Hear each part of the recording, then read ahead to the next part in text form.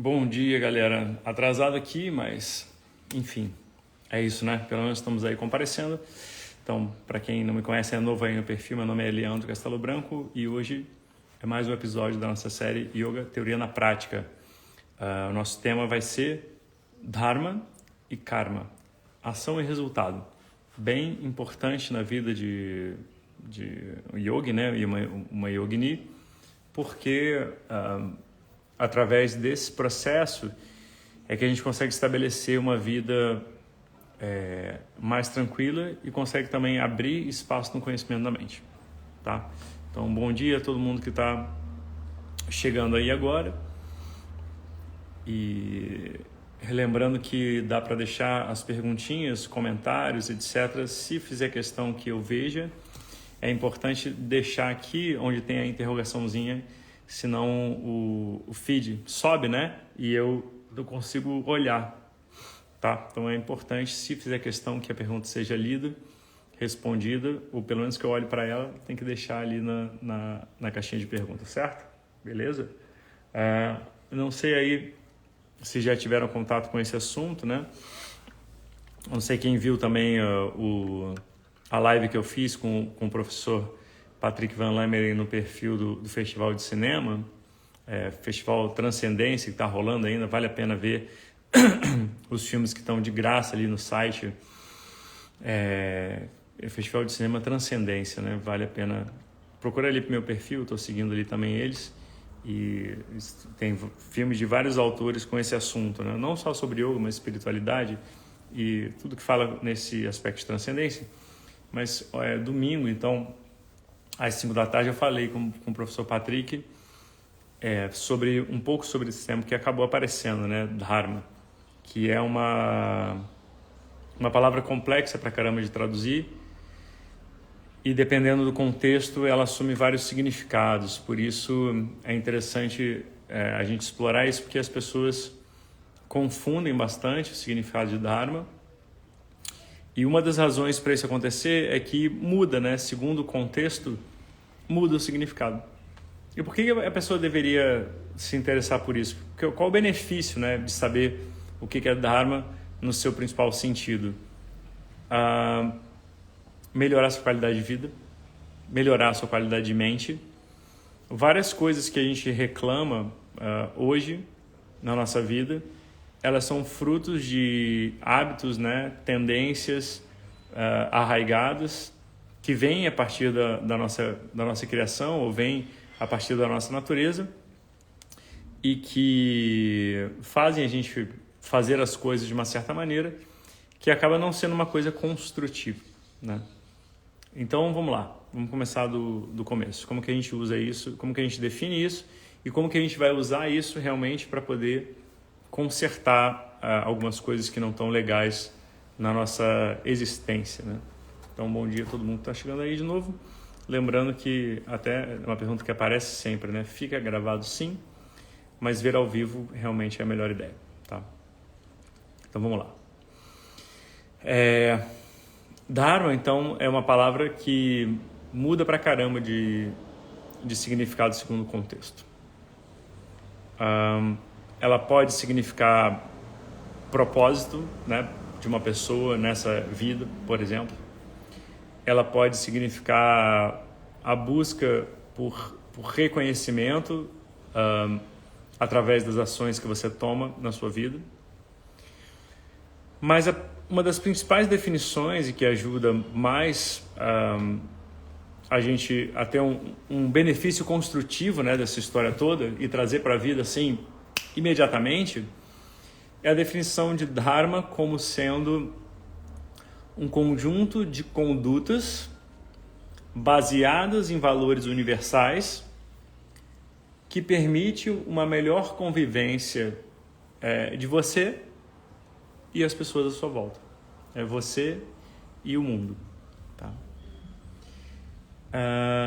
Então, primeira coisa, de onde que vem isso? Né? De onde que vem essa ideia? Apesar de que existe a palavra Dharma também, né, no budismo, e ela quer dizer mais ou menos a mesma coisa, a palavra Dharma ela tem origem no antigo hinduísmo, né? lembrando que quando a gente fala, né, às vezes a pessoa ganha um viés religioso, a pessoa já tem um pé atrás, etc. Mas assim, não era realmente para ter, porque era simplesmente uma forma de fazer as coisas, né? Antes de ser uma religião, antes de ser né, um hábito, enfim, né, antes de a gente botar um monte de ideias aí em cima né, das nossas definições que são de hoje em dia, né, baseadas em coisas que a gente conhece hoje em dia, é importante a gente notar que quando esse troço foi criado, há uns bons 5, 7, 8 mil anos atrás, ninguém sabe quanto direito, ninguém se preocupava em dividir essas coisas, né? Era a forma que as pessoas tinham de se conectar umas com as outras, se conectar com a natureza e se conectar com o mundo lá fora. Então não tinha esse negócio de tipo, você é hindu, eu não sou, né? Eu sou vegetariano, você não sei o que, você faz as coisas. Não, todo mundo, né, que vivia naquela região do norte da Índia, ou boa parte do Paquistão ali, era criado sob esse viés do que se veio a conhecer como tradição védica.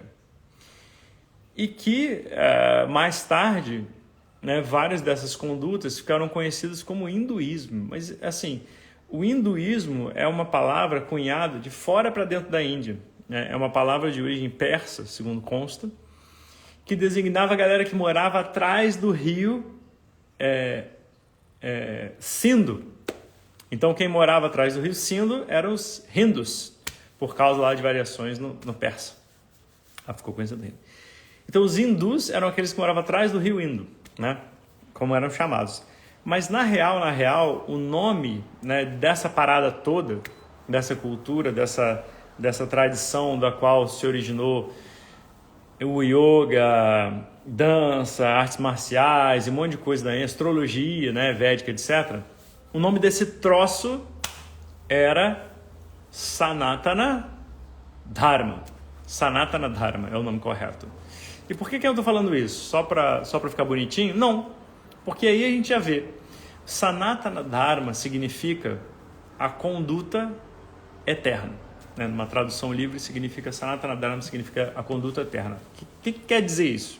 Quer dizer que se você tem como objetivo autoconhecimento, se você tem como objetivo uma vida equilibrada, uma boa relação entre você e o mundo lá fora, isso significa que existe uma forma de fazer as coisas, existe uma forma de gerenciar a sua vida que será sempre correta. Então, Sanatana Dharma é uma conduta que é sempre correta.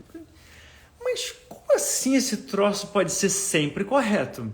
Tipo, era correto há 5 mil anos atrás, mas será que 1000 anos depois não vai mudar? Será que 5 mil anos depois não vai mudar? Será que 10 mil anos depois não vai mudar? É uma pergunta interessante. E para respondê-la, a gente tem que ir a partir da observação, né, factual de várias coisas. Por exemplo, em primeiro lugar, a gente pode dizer, por que mudaria? Né? Por que mudaria? Porque, né, as culturas são diferentes, o ser humano é diferente. Mas será mesmo? Será mesmo? E quando a gente vê textos como a Bhagavad Gita, por exemplo, cuja versão final para nós aqui deve ter o quê? Uns 2.500 anos, 3.000, a gente vê ali perguntas do discípulo, né, do guerreiro Arjuna, para Krishna, que fala que, meu irmão, eu poderia ter perguntado isso. São perguntas sobre insegurança, sobre sentimentos negativos, são perguntas sobre meditação e a mente confusa. São perguntas, cara, o camarada está deprimido no primeiro capítulo da Gita. Ele está desesperado, ele fala, cara, o que eu faço? Eu não sei, eu tenho que fazer uma coisa, mas eu não quero fazer uma coisa. Então, acima de tudo, Sanatana Dharma fala sobre natureza humana. Ele não fala sobre cultura, ele fala sobre natureza humana.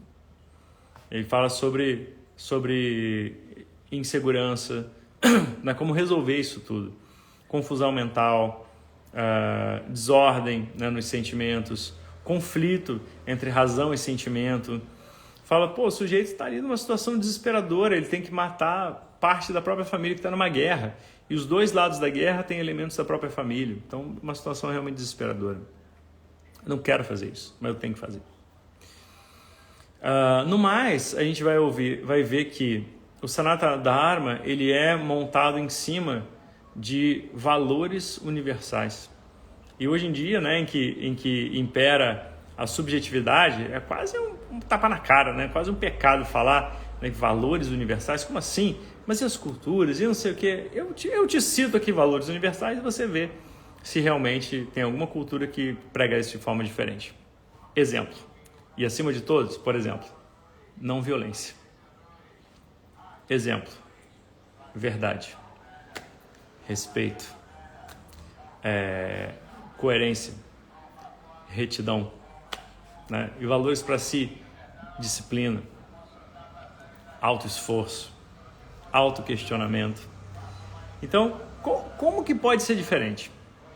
Se a gente pegar uma semana e fizer tudo ao contrário, você vai ver o que vai acontecer. Tá? Então, esses valores universais, eles são valores de referência, né? Porque a gente tem que ter alguma referência. E a grande parte da bagunça que a gente vive, né? Esse conflito moral e, né, de todos os tipos que a gente vive hoje em dia, é porque quando você perde a referência de uma coisa, você tem que reinventar a roda todo dia. O carro do ferro velho está aí. Não sei se tudo que for do seu material velho, geladeira velha, tá comprando tudo. Toda terça-feira esse bicho passa aí. Enfim, não sei se dá para ouvir. E aí, se você fizer isso ao contrário, né? Eu te pergunto, como é que sua vida vai ficar? Eu não acredito que isso sejam valores universais, não. Inclusive, né, eu faço o que eu quero. Né? Então tá bom. Não precisa acreditar em mim. Você pega uma semana, ou 2 dias vão bastar, na verdade, e faz ao contrário, tudo. Você vai ver. Ou seja, violência, mentira, né, como é que chama? O contrário de retidão, né? Sei lá né? Doideira, né? Vaselina, né? Você fica, né, vaselinando as situações e tal. Você vai ver o que vai dar. Então, assim, é claro, né? Porque a gente difere nas nossas expressões, né, dos nossos problemas, a gente difere nas nossas preferências, no modo de fazer as coisas, a gente difere na língua, na aparência, né, na cor de pele, né? Mas assim, por dentro, todo mundo quer a mesma coisa. Né? Todos nós queremos ser compreendidos, aceitos, amados. Ninguém quer sofrer violência, ninguém quer que mintam, né, pra gente. Ninguém quer que uma pessoa, né, fale uma coisa e faça outra. Ninguém quer, né, e por aí vai. Então é muito interessante que a gente possa vislumbrar uma questão. Né? Realmente, existem valores universais de referência. Quando eu perco a referência, o troço acaba, né? Bagunça. E bagunça mesmo. Porque, imagina, nós somos feitos de padrões, né, na real. Cita aí um padrão. Caminhar. É um padrão. Você não tem que pensar. Imagina como seria a tua vida se você tivesse que pensar. Você levanta, aí tem que pensar, não, qual pé vai primeiro?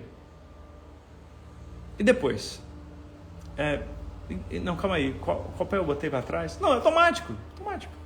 Imagina se você tivesse que pensar como que dirige toda vez. Não, calma aí, primeiro liga a chave ou mexe o... Não, chave.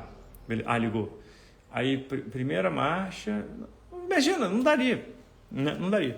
Então, a gente tem que automatizar coisas, né? Assim, para o bem e para o mal, né? De você ver coisas, você resumir, deletar, distorcer, né, a realidade que está à sua volta, para você poder conviver com ela contento. A vida fica um inferno tendo que repensar tudo o tempo todo, tendo que reavaliar tudo. Quando você tem parâmetros, você tem uma linha de segurança ali, tipo, daqui eu não passo. Embora, às vezes, você tenha que abrir mão, né, do valor universal, ele é um valor de referência. Mesmo que você, por exemplo, não violência é um fato? É um fato, mas você deve não se proteger por causa disso? Não, existe o direito à autodefesa, é até reconhecido, né, juridicamente. Né, você está em legítima defesa.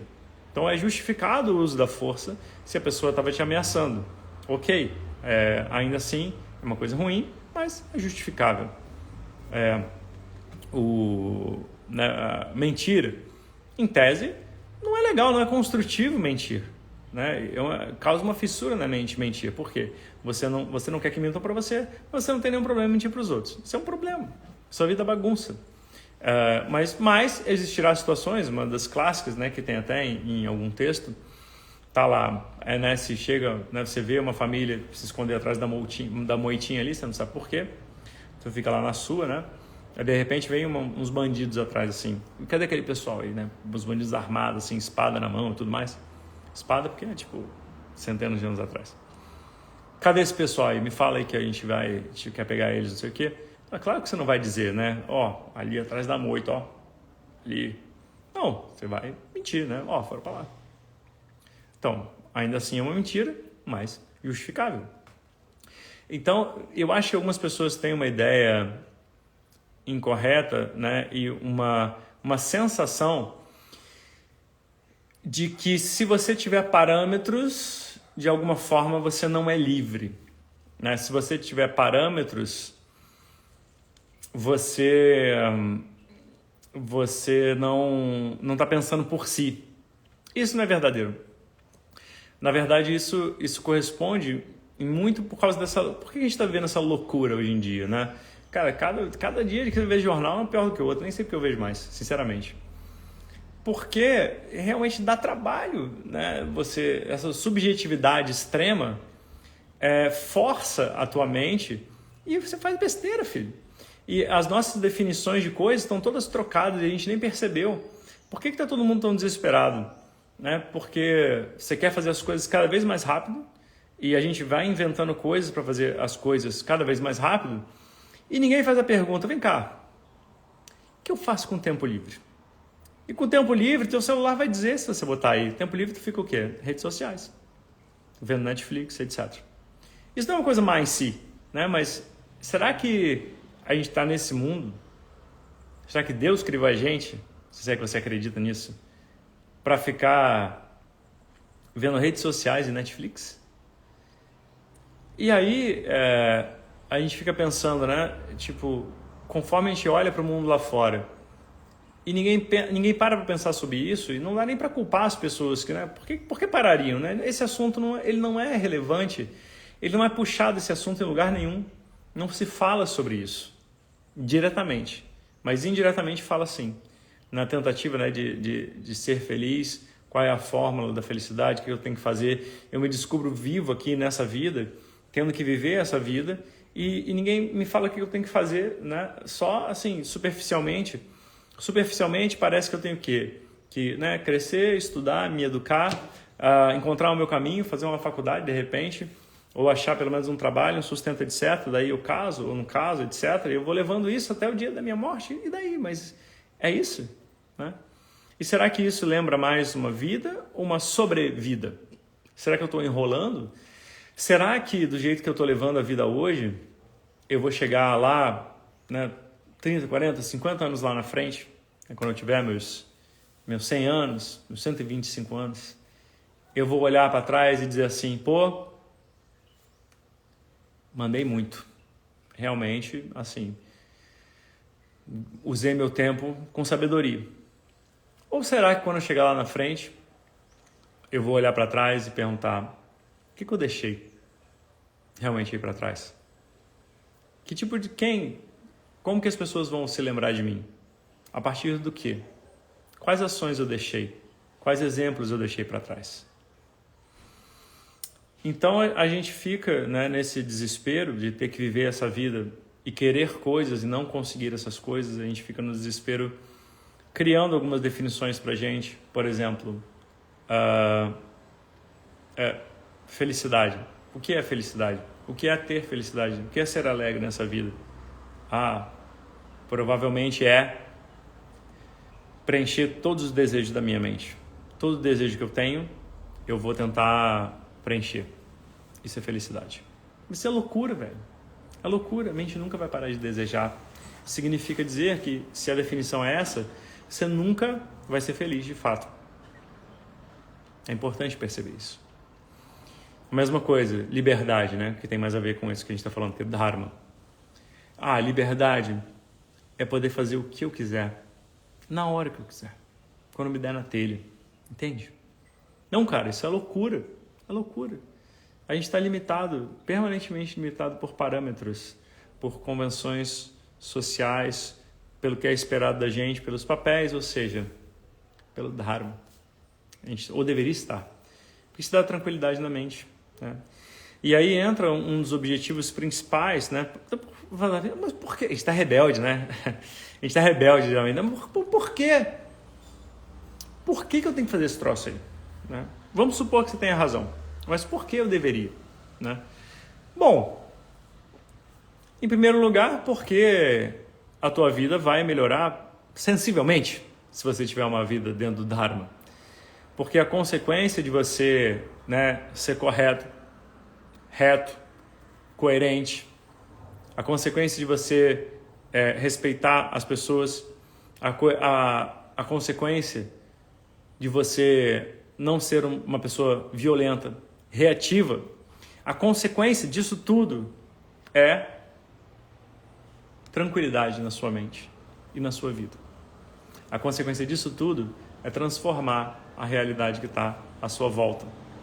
É transformar cada ação que você faz.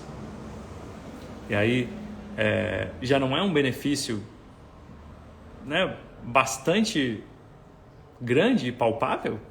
Imagina, as pessoas, e por as pessoas assim, eu me incluía aí com certeza quando eu comecei a estudar esse bagulho, e passava ali de uma maneira muito ligeira, porque os textos de yoga, né, é importante que contextualizar, né, quando eu estou dando aula ou algum bate-papo nesse sentido, em que eu estou expondo algum ponto de vista da tradição, eu não estou falando da minha cabeça, ok? Eu posso até estar citando a minha experiência, como eu vou citar agora, mas é como a tradição se apresenta, né? Então eu não estou inventando isso. Quando eu li, né, e se você vê isso que, né, como que você deve operar nesse mundo, como que você deve se portar?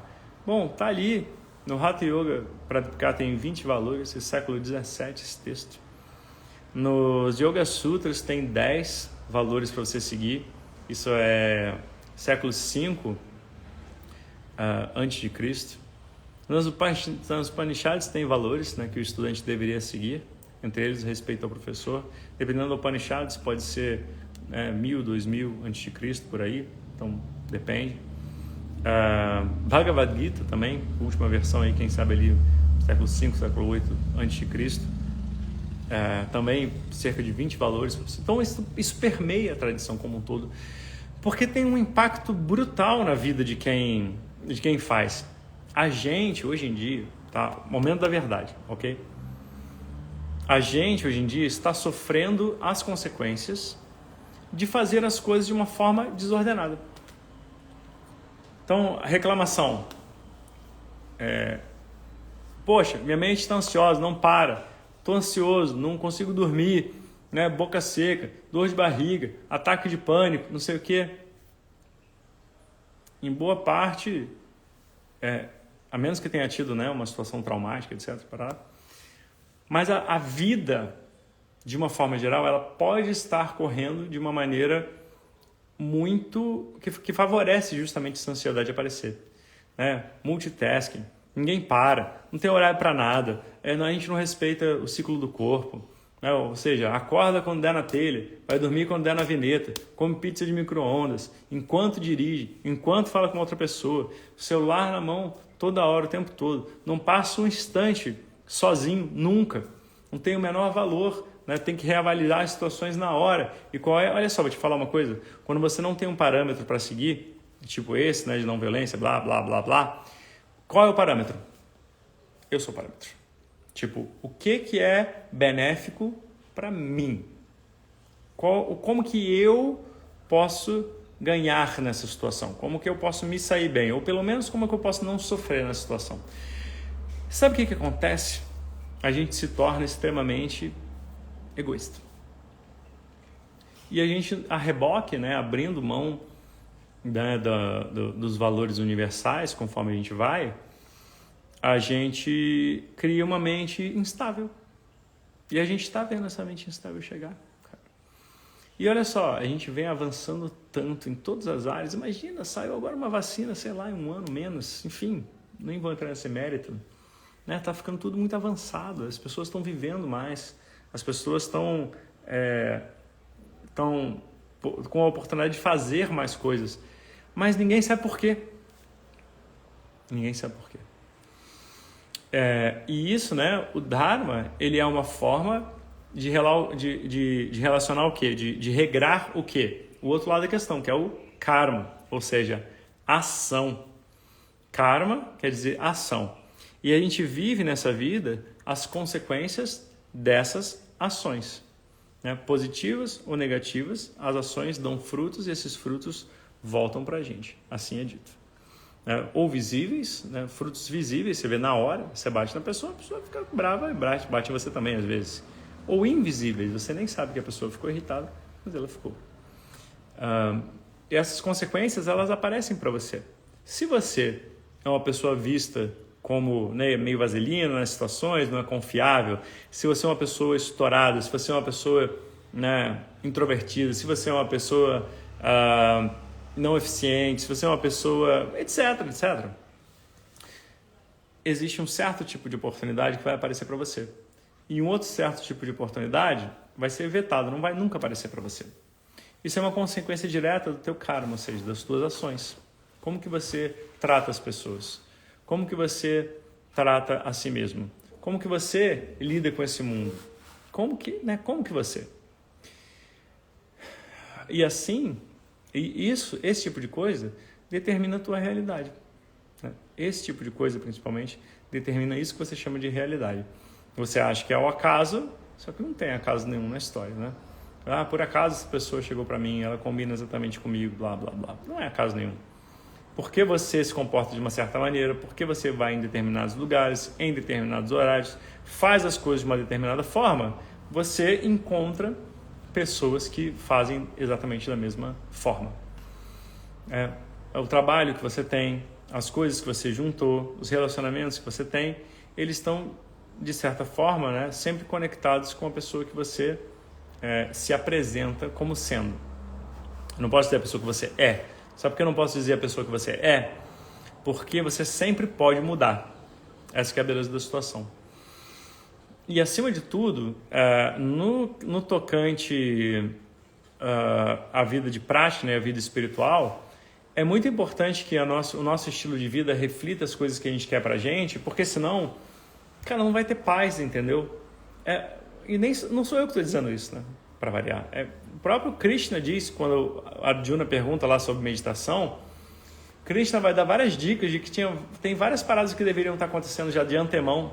Fala assim, olha só, se você quer meditar, você deveria sentar numa postura, tendo controlado o corpo, tendo desapegado, né, tendo trabalhado o desapego, tendo trabalhado, né, o seu estado mental, tendo trabalhado, né, então tem uma coisa prévia à meditação, que vai facilitar esse estado meditativo. O que são essas coisas?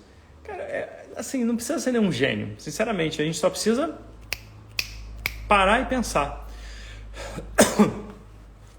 Neste momento, pode ser que você esteja cultivando e provavelmente está, e a culpa não é sua, mas é porque está sendo feito dessa maneira em grande parte do mundo. É o quê?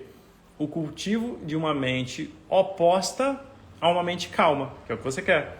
O cultivo de uma mente oposta a uma mente positiva, uma mente meditativa, uma mente contemplativa, que é o que você quer. Por que a gente vem fazendo o oposto? Porque a vida está correndo, bicho. E a gente não para prestar atenção nisso. Qual momento você para e olha para dentro? Eu te pergunto. Qual momento você põe o pé no freio e para? Em qual momento você larga esse celular? Em qual momento você vê coisas construtivas que dão vazão a esse desenvolvimento espiritual? Em qual momento você cultiva hábitos para ser mais saudável, estar mais saudável? Então, Raramente, né? Provavelmente raramente, a menos que você já tenha parado para pensar sobre isso, a menos que você já tenha percebido que isso é uma coisa necessária, não vem do nada, não brota do nada. Poxa, professor, mas eu queria uma mente mais calma, eu queria me livrar da ansiedade, eu queria não sei... Mas, cara, o que está sendo feito efetivamente? O que está sendo feito para que seja diferente? E geralmente a tristeza da resposta é nada. Nada. Nada está sendo feito. E aí a pessoa, corretamente aliás, vai buscar uma ajuda. Mas aí ela está meio que empurrando a responsabilidade para uma outra pessoa. E quando a gente quando a gente se coloca nessa posição de receber ajuda, às vezes rola uma certa passividade. Que é tipo, não, por favor, eu queria, né, um tratamento, um remédio, e que pode ser necessário? Pode ser necessário, com certeza. Né, depende da gravidade do estado da pessoa. Mas aí meio que às vezes faz só aquilo, né, e mais nada. Pô, tudo tem que contribuir, né, realmente. Regrar o horário de sono, regrar a alimentação, regrar as atividades, né, de diversão, regrar o trabalho, cultivar um momento de olhar para si, de fazer uma observação, leitura, estudo dos valores universais, né? Tantas mensagens aí, tipo, você nunca está sozinho nesse mundo, né? Você é parte integrante do universo, você nunca realmente está sozinho, nunca está isolado, embora você tenha essa impressão. Então esse tipo de estudo leva a nossa mente para um outro lugar, leva a pensar de uma outra forma. A gente não pode simplesmente se entregar, né, para esse tipo de realidade e jogar a responsabilidade numa outra pessoa. Quando que o governo, quando que as empresas, quando que... Cara, talvez nunca. Talvez nunca. A menos que a gente, né, como massa, né, de manobra aí, a menos que todos nós, né, a grande maioria das pessoas, imponha, né, a sua vontade no sentido de, cara, a gente não quer que seja assim. A gente está fazendo de uma outra forma. As sociedades, nesse sentido, elas funcionam diferentes. Lá na Escandinávia, né, em alguns países, o dia para, né, às 3, 5 da tarde ali. Por quê? Todo mundo vai buscar os filhos na escola juntos, né, quem tem filho. E é um hábito. Ali, as crianças vão sozinhas para a escola. Indica o caminho ali, ou a criança vai lá, pega o ônibus, não sei o quê, ou ela vai andando. Por quê?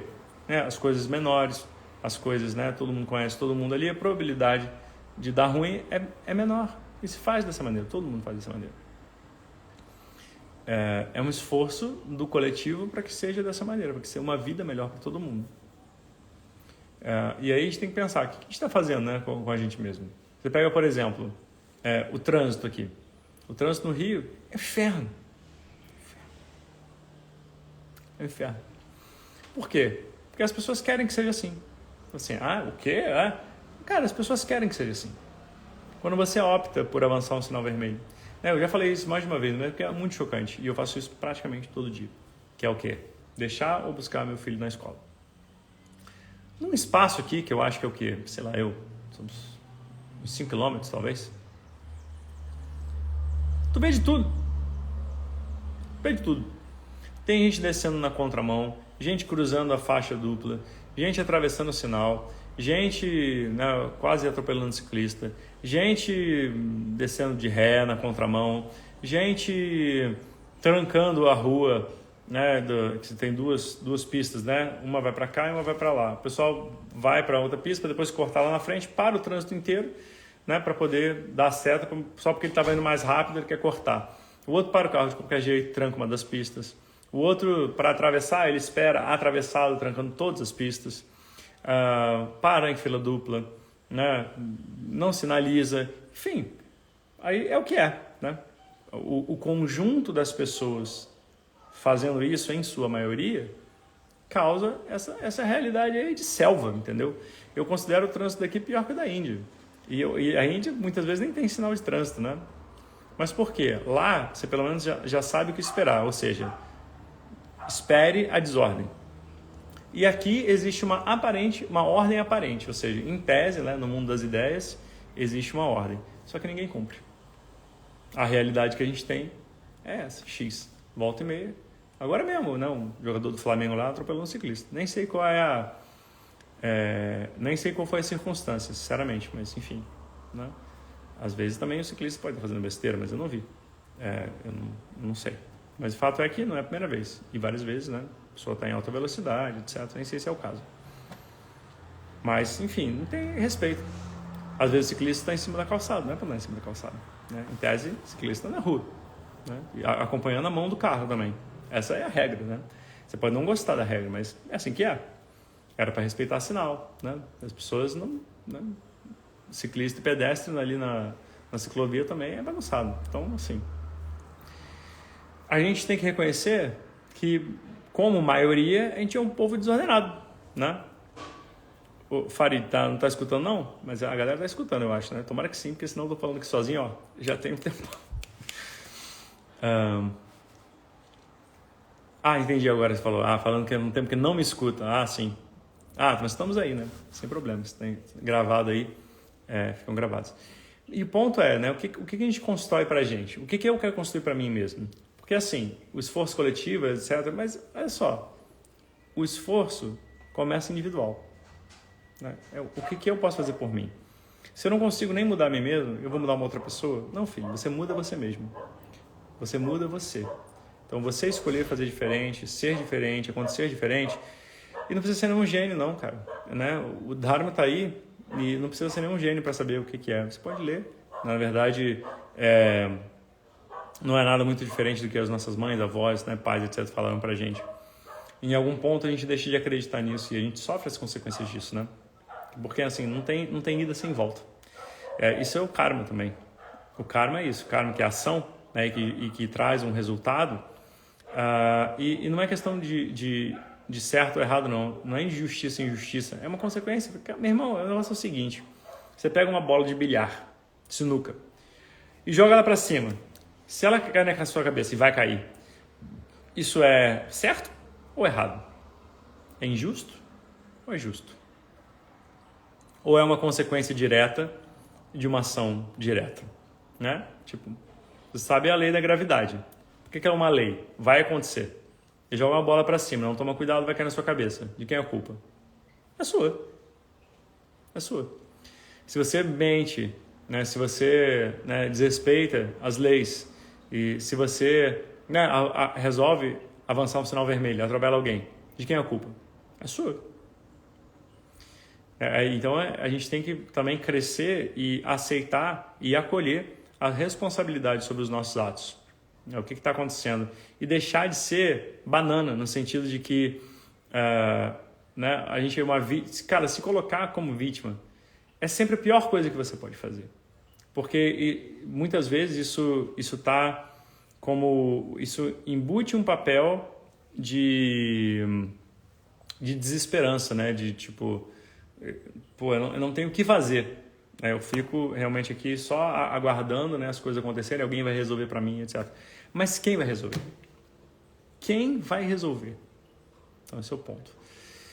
Enfim, estou vendo algumas questões aqui, vou ver se eu consigo responder. Esse estudo a gente faz com profundidade, sobretudo nos cursos de formação, né? Onde a gente tem muito tempo de expor isso, de discutir sobre isso e de ver, né, o ponto de vista dos textos, como que o yoga é exposto para a gente. A gente está com turmas abertas ainda ali no Rio, em São Paulo e Brasília, e convido vocês a ter essa experiência mesmo. Assim, por que eu faria um curso de formação e não quero dar aula? Porque, meu filho, minha filha, você poderia dar aulas para si mesmo. Se amanhã você quer fazer uma prática, você sabe montar a prática. Forte, fraca, né, com foco no alongamento ou não, etc. Você sabe montar. Você, no mínimo também, mesmo se você esquecer a parte física, você será capaz de organizar a sua vida, né, reorganizar a sua vida a partir das coisas que você escuta a respeito disso. Né? Os textos falam sobre isso. E eu te pergunto, né, hoje em dia, quem vai levantar essa bola se não for, né, o padre na missa, o rabino na sinagoga, né, alguém ali no centro espírita, né, o espiritualista, etc., o bandista, né, se não for esse pessoal, se você não for atrás da espiritualidade, se não for o texto de yoga, quem vai levantar essa bola da espiritualidade? Aquilo que transcende isso que está acontecendo, essa loucura geral ali. Alguém tem que levantar essa bola, filho. Senão, a gente vai fazendo as coisas, vai fazendo, ou atropela as pessoas ou elas se atropelam, e é o que está acontecendo hoje em dia. Não pode continuar assim. Tá? Quem quiser saber mais sobre isso, me passa aí um direct, por gentileza. Deixa eu ver o que apareceu de pergunta aqui.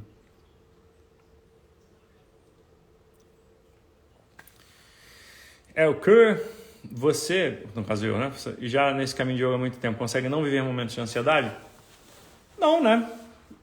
Eu acho que é impossível, assim, não ter certos momentos de ansiedade. O nosso objetivo, inclusive, não é parecer que a gente vai ficar imune às coisas, mas a gente vai ficar mais resistente.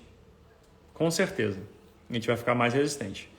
Deixa eu falar uma coisa para vocês. Da última vez que eu fui ali para Ubatuba, e aliás era no dia do meu aniversário, né, foi um presentão, ir para Ubatuba, mas o que aconteceu não foi muito. Que aí ali é bem pequenininho, né, umas ruazinhas, né, uma única para cá, para lá, etc. Só tem uma padaria, um mercado, etc. É bem bonitinho ali, Itamambuca. E aí eu peguei o carro, a gente ia tomar um café depois de surfar. Aí peguei, liguei a seta, fiz a conversão à esquerda, aí pá, bati numa motociclista que queria me passar mais rápido do que eu ia virar, né?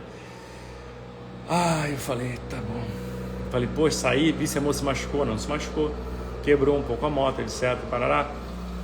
E paguei o conserto da moto dela, né? E vi, era uma pessoa simples, etc, mas assim, e reconheci, falei, olha, se eu tive algum erro, foi não olhar de última hora no retrovisor para conferir se tinha algum espertinho, né, tentando furar ali, porque não tinha espaço para carro, então não tinha, e eu não vi. Paguei, a pessoa era simples e tal, para mim não fazia diferença, para ela fazia. Mas, então, essa seria às vezes uma situação em que geraria uma ansiedade nas pessoas, mas para mim não, para mim especialmente não.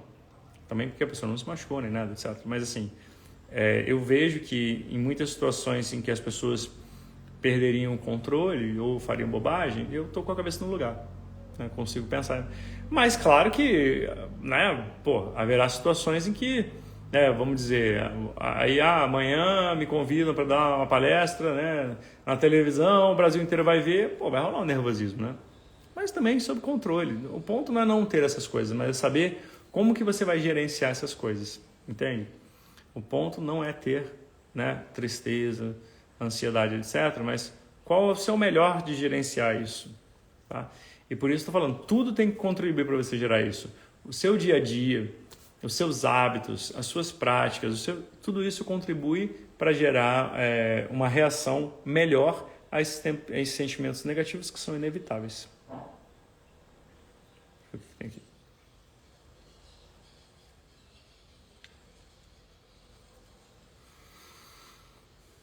Como na tradição nossa alimentação está relacionada com karma e dharma? Está relacionada na seguinte medida, né? Normalmente, 99% dos casos, a alimentação está conectada com algum nível de violência. Simplesmente está. Principalmente se você come carne, peixe, etc., onde você de fato tem que pegar um ser vivo, consciente, que não quer morrer, você vai lá e acaba com ele ou com ela. Pode ser que seja a sua última alternativa. Pode ser. Como, por exemplo, o povo no Tibete, por exemplo, não sei se ainda hoje mas foi em grande parte carnívoro. Por quê? Cara, o Tibete é desértico, né? Tem que criar os bichinhos e tal, cria ali, mas paciência, é isso. Mas, justificado que seja, existe uma violência conectada com aquilo. E violência é a dharma, ou seja, está oposto ao dharma. Ou seja, tem consequências, né? Que tipo de consequências? Não sabemos, né? Isso aí é uma instrução dada pelo Veda num fator que a gente não consegue, é um imponderável, né? Mas só tem duas visões sobre isso, tá? Só tem dois tipos de visão. Ou matar seres vivos não tem absolutamente nenhuma consequência, porque tudo é o caos, né? Então tanto faz. É uma visão, eu não estou zoando essa visão, ela existe mesmo. Tem gente que acredita que tudo está aí por acaso, né? O universo foi criado por acaso, o planeta Terra é assim por acaso, as coisas funcionam por acaso, o acaso, né? A entropia, o caos domina tudo. Estamos aqui por causa de uma grande coincidência. Tem gente que pensa nisso. E de novo, né? Eu não estou zoando essa visão, é impossível, só não concordo com ela. E tem pessoas que acreditam em causalidade, né? Ou seja, você faz uma ação, tipo tirar uma vida de um ser, né? De uma pessoa, de uma vaca, de um porquinho, de um peixe, etc., que isso tem consequências, né? Psicológicas, energéticas, kármicas, etc., pense como quiser. Então, daí você vê, né? Tem uma conexão essas coisas, né? As coisas que você come, como que você obtém o teu alimento, tem consequências sobre o seu estado de mente, etc. Tá? Então, é isso. Enfim, fica de novo o convite, né? A conhecerem também o canal do YouTube lá, tem Yoga com Leandro Castelo Branco também. As outras lives, né, que fazem parte dessa série estão lá gravadas no perfil.